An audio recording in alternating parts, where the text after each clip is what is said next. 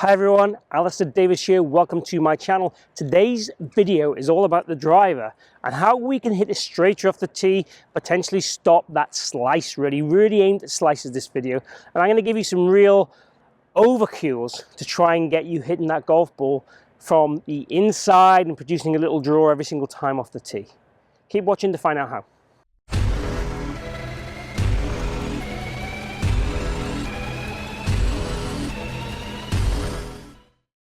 So, as I said in that introduction, I'm going to really focus on trying to help stop slicing the ball off the tee.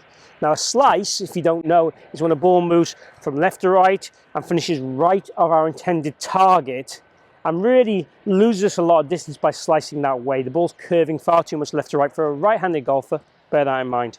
So, really what I'm going to talk about today is how we can produce almost like a draw, and it might turn into a hook for a few shots in practice, and that's absolutely fine.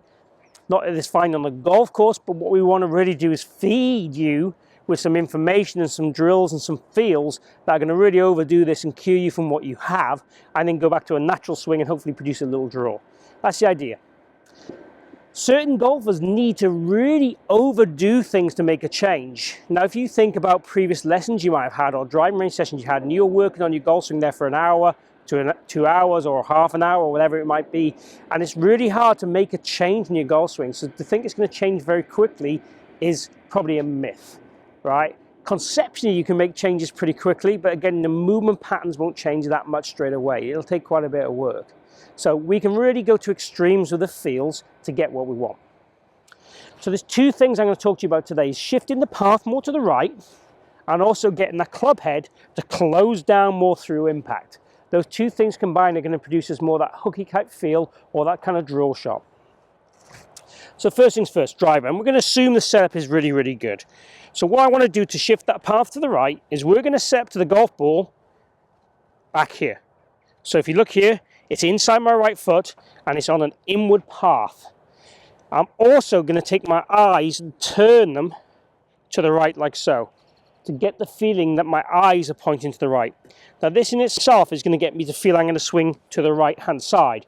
Now this might be just a practice drill, or this might be something you do every single drive on the golf course for the future. And if you wanted to, instead of starting back here, you might start halfway.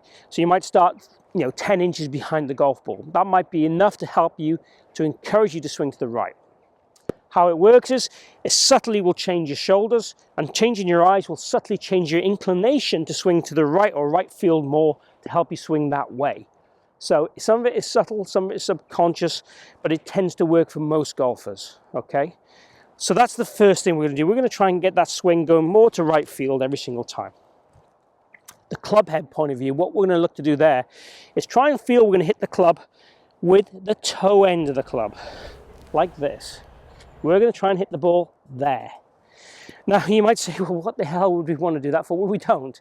But trust me, with slices, if I get them to try and feel they're doing that through the golf ball, they tend to get the club face closing slightly.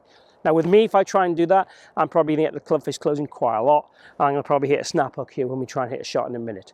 That's absolutely fine. If I have a slicer, I want to see them move the ball right to left. And I want them to do everything we can to make the ball move and change direction, and then work back to where it would be normal. As I said to you a few minutes ago, it's really hard to make changes. So I look at it as tablets. How many tablets do we need to give you to make a change? It might be 1 tablet a day, it might be 3 tablets a day. You might need to do this conceptual feeling for 300 reps to get it to change. It might be 10 reps. And then you might go, okay, I'm going to go back to normal. As long as we have a change and we feed what we need, that's going to help you. And it's all about owning your own feel. So if you need to feel the club heads in this position or that position, whatever works. So you work on working that toe more towards the ball until the ball does move right to left, then you calm down. Let's try a shot. So we're going to set up to the golf ball, set back here, tilt the eyes, and I'm going to try and hit it with the kind of toe end of the club.